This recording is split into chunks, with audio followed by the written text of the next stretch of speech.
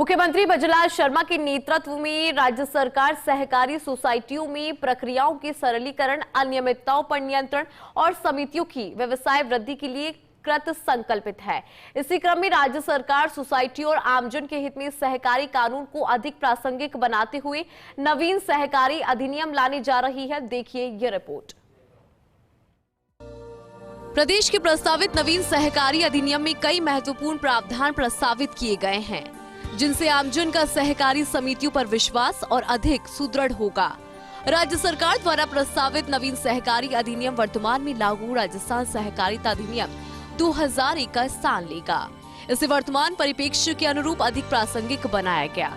दरअसल राज्य सरकार ने इस संबंध में 5 सदस्यीय कमेटी का गठन किया था, जिसने महाराष्ट्र, गुजरात, मध्य प्रदेश, केरल आदि सहकारी आंदोलन के अग्रणी राज्यों के सहकारी कानून का व्यवहारिक अध्ययन करने के साथ वरिष्ठ अधिकारियों, एक्सपर्ट से चर्चा कर नवीन कोऑपरेटिव कोड का ड्राफ्ट तैयार किया था। इसमें प्रक्रियाओं के सरलीकरण, अनियमितताओं पर नियंत्रण और त्वरित निस्तारण के साथ ही समितियों की व्यावसायिकता, आपसी सहयोग को सुगम बनाने, समितियों के प्रबंधन में एकाधिपत्य हटाने, लोकतांत्रिक आदि पर विशेष रूप से फोकस किया गया है। प्रदेश में आयोजित किए जा रहे सहकार सदस्यता अभियान के तहत जनसाधारण को प्रस्तावित नवीन अधिनियम के प्रमुख प्रावधानों की जानकारी देकर उन्हें इसके प्रति जागरूक किया जा रहा है। अभी तक 3,75,000 से अधिक लोगों को प्रस्तावित अधिनियम के प्रावधानों की जानकारी प्रदान की जा चुकी है।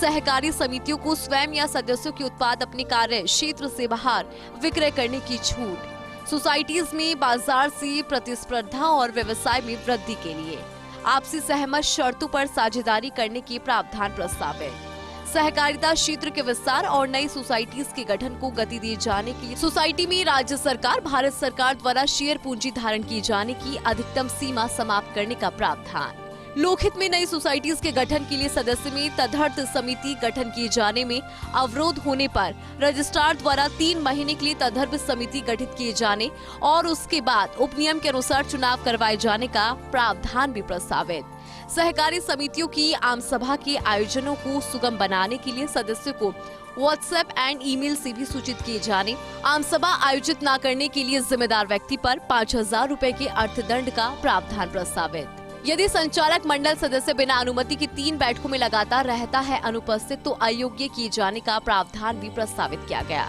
जिन सोसाइटियों को राज्य सरकार द्वारा सहायता प्राप्त नहीं है, उन्हें रजिस्ट्रार द्वारा जारी सामान्य शर्तें और अधिनियम के प्रावधान के अधीन रहते हुए वित्तीय व आंतरिक प्रशासनिक मामलों में स्वायत्तता का भी प्रावधान।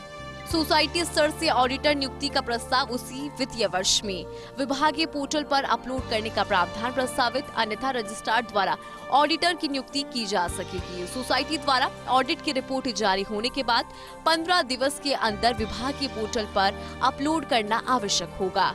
गबन अनियमितताओं के मामलों में त्वरित कार्रवाई कर अधिभार निर्धारण किए जाने और वसूली किए जाने के लिए ऑडिट, जांच, निरीक्षण या समापक की रिपोर्ट के आधार पर आरोप तय कर विचारण का प्रावधान। नवीन अधिनियम में सहकारी शब्द के दुरुपयोग पर 50,000 रुपए के अर्थदंड का प्रावधान प्रस्तावित किया गया है। साथ ही नोटिस और आदेश की व्हाट्सएप, ईमेल के माध्यम से तामीली सोसाइटी या सदस्य के हित में रजिस्ट्रार को निर्देश देने की शक्तियों का प्रावधान भी नवीन अधिनियम में किया गया। प्रदेश में सहकारिता को सशक्त करने के लिए राज्य सरकार नया कोऑपरेटिव कोड लाने जा रही है।